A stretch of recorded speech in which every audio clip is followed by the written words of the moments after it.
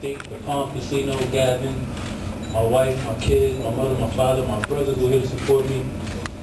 My trainer Eddie, my manager Mike, and Rafael, Axel Murillo. I want to make sure everybody knows who this guy is. This guy was responsible for my physique. I look at him he lives with me, he cooks for me, he does everything. He even washes dishes. He handles his business. He comes and he leaves his family to be with me for 2 months, and I respect him for that, and I love him for that. He's an excellent strength and condition trainer, one of the best in the world.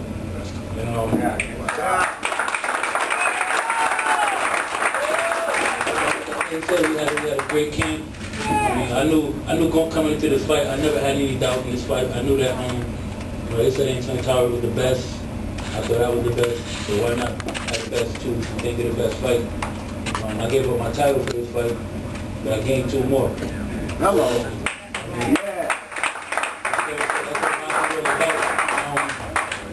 It's just been a long time, and I've been with Gary for going on 3 years, and he promised me something. And every time he came through, my manager, he promised me something every time he came through. And right now, I'm on top of the world, and tonight, going into this fight, like I said, I had no doubts. I got a call from Floyd Mayweather Jr. That just boosted my confidence right there. He told me that I was one of the best in the world, if not the best. He told me to go out there, use my boxing skills, my hand speed, and everything, and I'll come out with the victory. And that's what I did.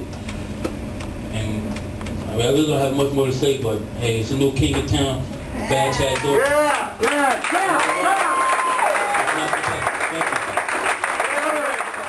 Got very personal between you and Tarver.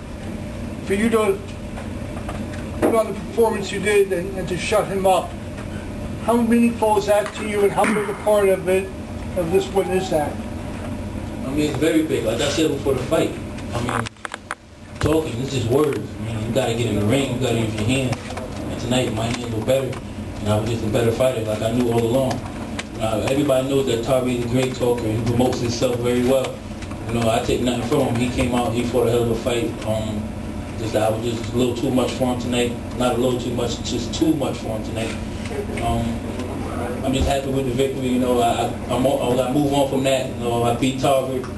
Now, bring on the Roys, the Joe Kazaki, the Kelly Pavlis, the Bernard Hopkins, whoever. Ready.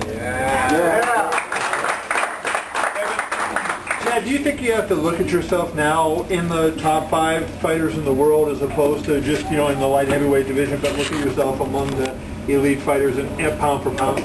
Yeah, like I said, I had a dream. I wanted to become a world champion. I became a world champion. I gave up that title. I gained 2 more titles.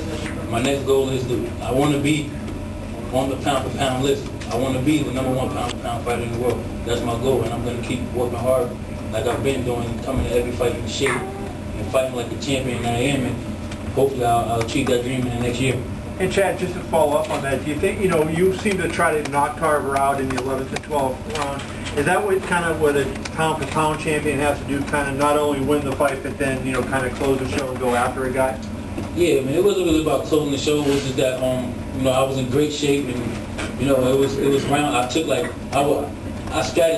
me and my trainer, to take it 1 round at a time, I knew that he wasn't going to be able to keep up with the pace that I was going, so I took some rounds off at the beginning of the front rounds, and I would come on in the end of the round, because I knew he was going to tire himself out. He wasn't, Tarver, he's a great champion, he had his time. Like I said, it's my time now.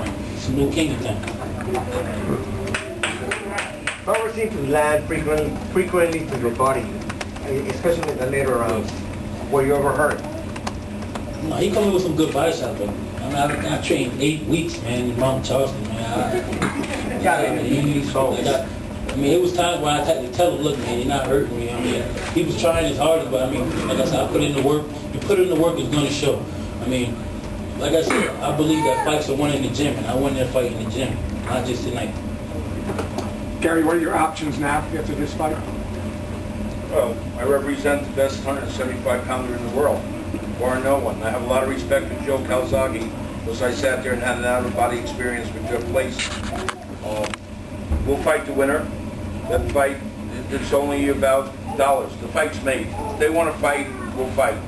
Barron wants to put Kelly Pavlik up and bring him up, a real test of real fighter, fights made. The one thing that this team doesn't fear is anyone in boxing. As long as you want to fight 175 pounds, step right on up. And as far as Antonio goes, I do want to say a couple of things.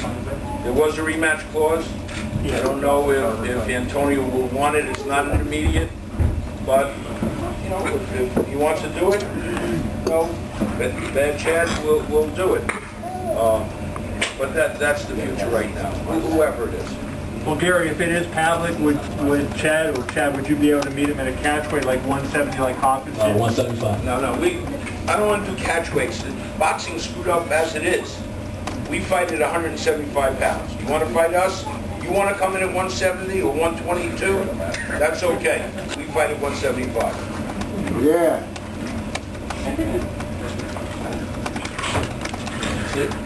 Hey Chad, boxing has been desperate for a star of the future. Do you think you solidify yourself tonight as the one to watch for the future?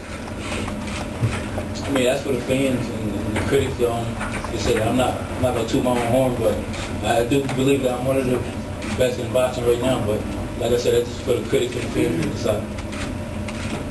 Yeah, let me